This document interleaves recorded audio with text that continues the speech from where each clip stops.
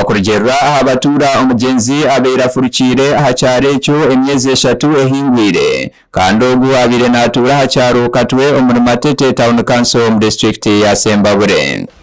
Tufunye ekikangabwa omutuuze waffe abadde yakasenga mu kitundu watiddwa mu ntiisa ey'amaanyi. Tuvumirira entiisa eyo nga ffe abakulembeze b'oku kitundu omuntu okumutta mu ngeri eyo nga tewali nsonga gy'owadde. Ekikangabwa ekyenjawulo kibadde kirudde okubeera ku kyalo kyaffe ekya Nsololo naye twafunye ekizibu ekyo ate mudde omuntu abategedde saaze mu kayumba ke bamutugumbula. Abatura borekire okwerarikirira ahabw'obwinazi obwo obukozirwe ahari mutaahi waabo batyo basaba poliisi n'ebitongole ebyo by'okwerinda okubayamba okuronda abantu abakozire ekikorwa eki. Ngwirengaku omuntu byabaddewo kyo saawa nga 2 bukedde ku makya poliisi terabe kazino tuli mu saawa 6 poliisi tennatuuka etwanguyizengako bannaye kasinga byabaddewo kiro poliisi nejja kuba oli awo twandibadde tufuna okuyambibwa mutemu n'alabika.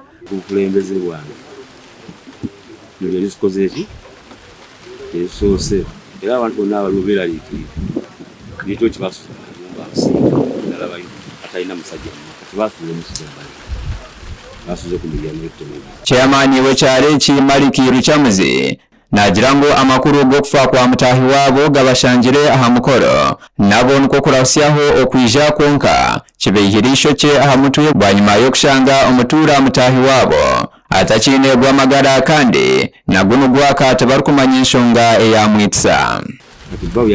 Yavuddeyo najjana tusengoyiza banajja okumunono nasanga abakozi biki bamusse nadda ku mukolo kwe twabadde n'agamba omuntu wange akoze eki bamusse era omukolo waabwe gwakomye. Meya wa Kagorogoro Town Council Alex Sekigudde ajumirire ebikorwa ebi eby'obwinazi kandi ebyeyongiire omuri Bukomansimbi kandi eki yakyegamiza abasigazi abarengeserize okukozesa ebitokoza bwongo ate yashaba abanyabiragiro okubayambaho okurwanisa omuzoogo. Enyondo olinga alwana n'omuntu alina pikipiki nti wa boda boda. Enyondo temumaze omufumisa ekiso n'ebyendo obiyiye obitadde wabweru. Nze ndowooza nti ekikolwa ekyo kyawukana ku mbiibi gy'oba omuyinako ey'ekizibu ky'aba yakutuusaako wabula ne kiyingiramu okuba ng'oteekwa okuba ng'omutwe gwo gulina ekyagukyusizza ekyo ekikolwa ky'ebiragalalagala nga kyekireetera omuntu okukola obutemu obufaananako bwe butyo. Deacon Zituru nawe Kaforoma ogunu wari kwebembera ebyokusheruriza mishango omu district ya Bukomansimbi anashabire abatura okwirukira omu b'amateeka okutunga oburinganiza bagiramu obuteekirizana barekeraho okutwarira amateeka omu ngaro ahabw'okuba eki nikihenda amateeka. Nti bw'obanga olina obuzibu n'omuntu yenna oba nsonga ki oba nsonga ki twala ensonga ezo mu mateeka gabagonjoore oba gakwate ku muntu oyo gw'ovunaana kusinga gwe okutwarira amateeka mu ngaro n'ogamba nti gwe Katonda w'omuntu oyo obulamu bwe kokore ki. Omulingo nigwo gumwe ogu yasaba abantu okukoreganira hamwe na poliisi okubaasa kukwata abantu abenyigiire omu bwinazi obwo. Okunoonyereza kwaffe era nga bulijjo tukoragana na muntu wa wansi oba ali ku gurawundi kyentegeeza nti mwe mutuyamba okusinga sibeera wano sibwe kiri naye nga nvudde wano even n'emboozi ejja kuba weeri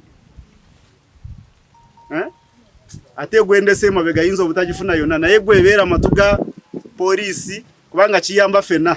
Omuhwezi wa RDC wa district ya Bukomansimbi Joseph Luwaga yagumya abatura yashoborera ngu abakozire ebikorwa ebi eshaayo nibeija kukwatwa batwarwe omu mbuga z'amateeka bajunanwe. Gabona ne tubamalayo nono eyakoze obulumbaganyi buno era natuusa obutemu tumukyalo ono ne tugenda kumuyigga era tujja kumunoonya tetugenda kussa wansi mikono gyaffe oba bikolwa byaffe paka nga tukutte omuntu oyo. Gasha kwa Bashir Karema ahabwa Tayari West.